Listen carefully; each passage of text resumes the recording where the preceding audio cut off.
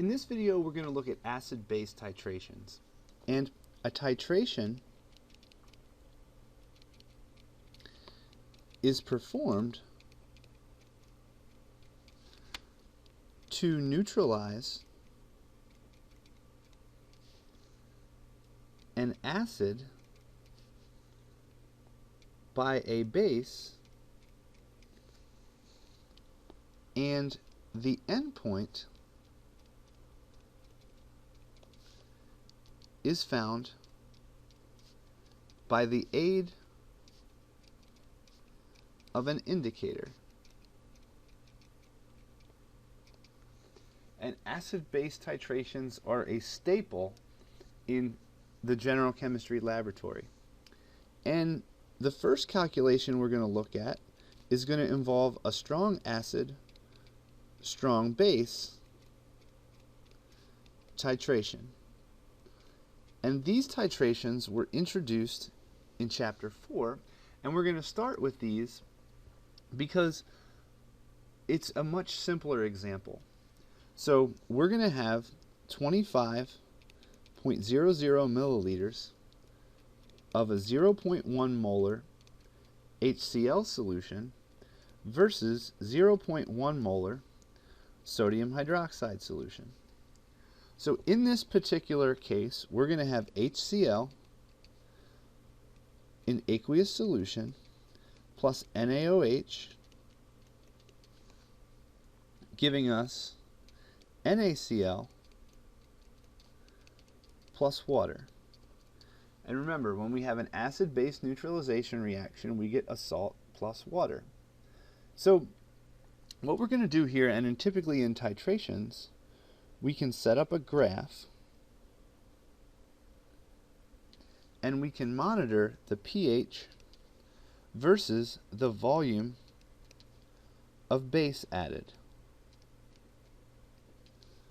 Okay, so if we look at the pH values here, we'll go 2, 4, 6, 8, and 10.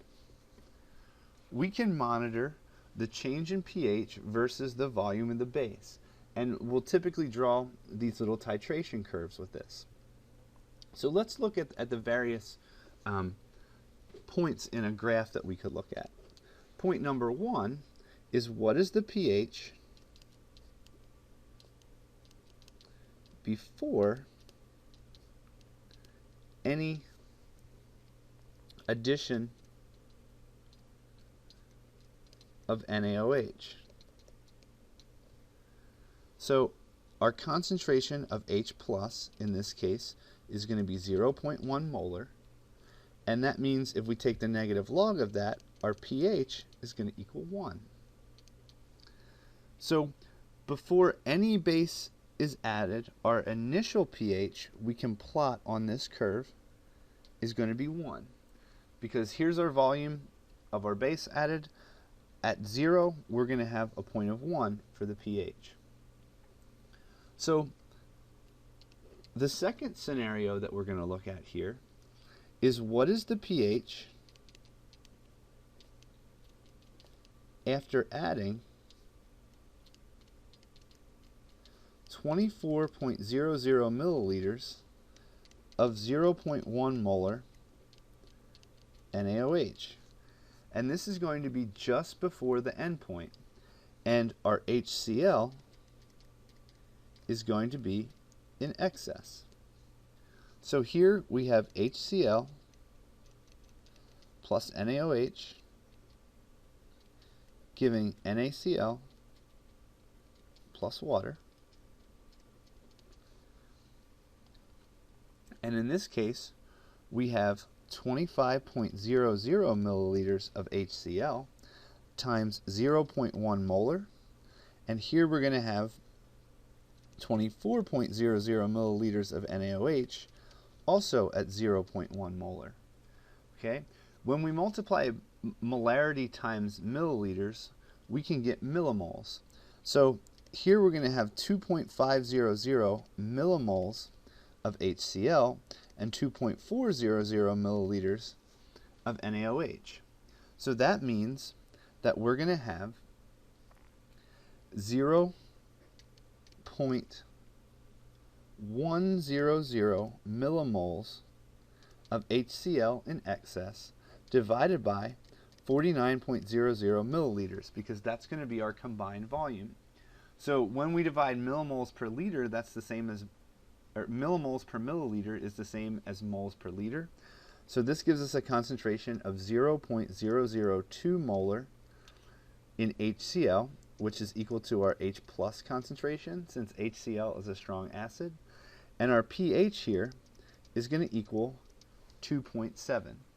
So if this is the volume of our base added, and we look at different volume increments that we're going to do in 5 milliliter increments here. So we're going to have 5, 10, 15, 20, 25. So if we add, or if we have a pH of 1, or we're going to start with a pH of 1, and we're going to go up to 2.7 when we add 24 milliliters. So that's going to be right around here. So our initial pH is going to gradually increase like this. Okay. Now, the third data point that we're going to ask is, what is the pH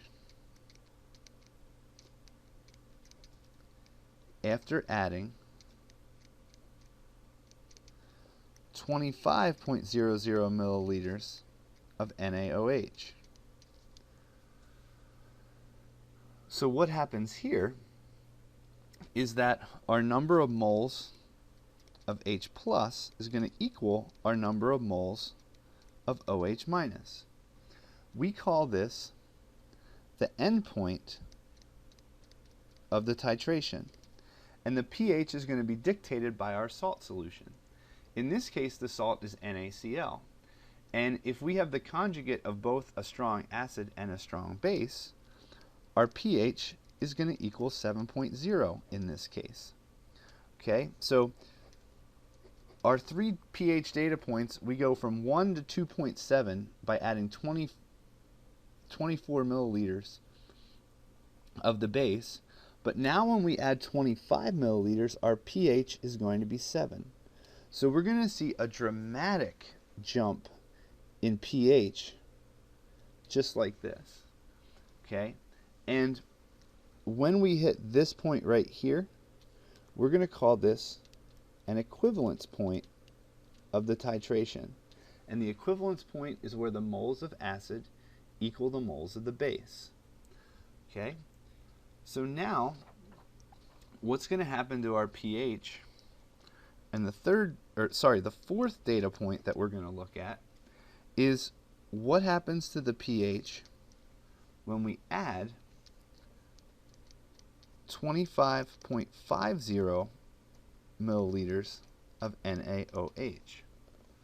So this means that when we have 25.0 milliliters of 0.1 molar HCl, we have 2.500 millimoles of HCl.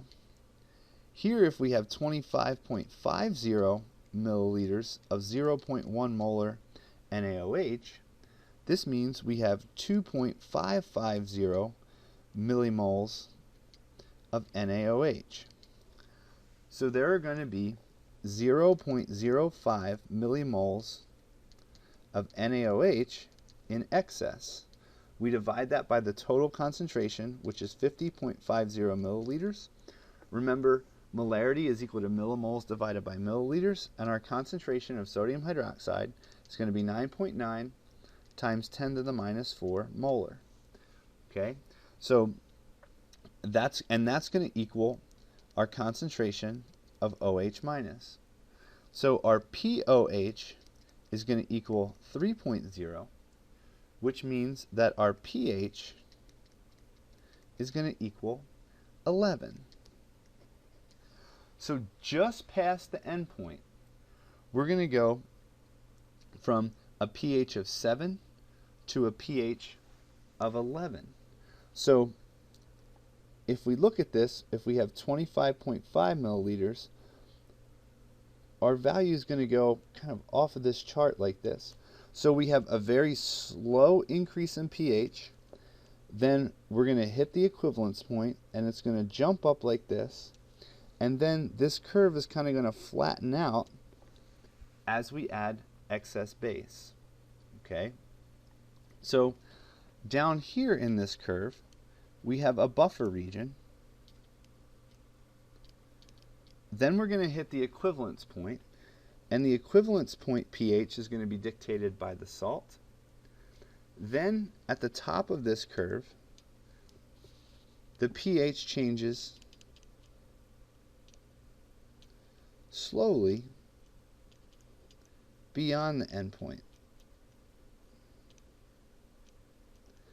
And this is a characteristic curve for an acid-base titration.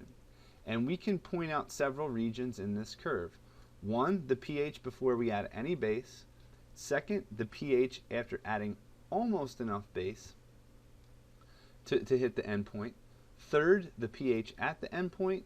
And fourth, before we add any excess base. Okay? And during a titration, we're always going to add the base to the acid. Okay? And this kind of gives you a general overview of acid-base titrations with a strong acid, strong base titration. And in the next video, we'll cover what happens when we add a weak acid to a strong base.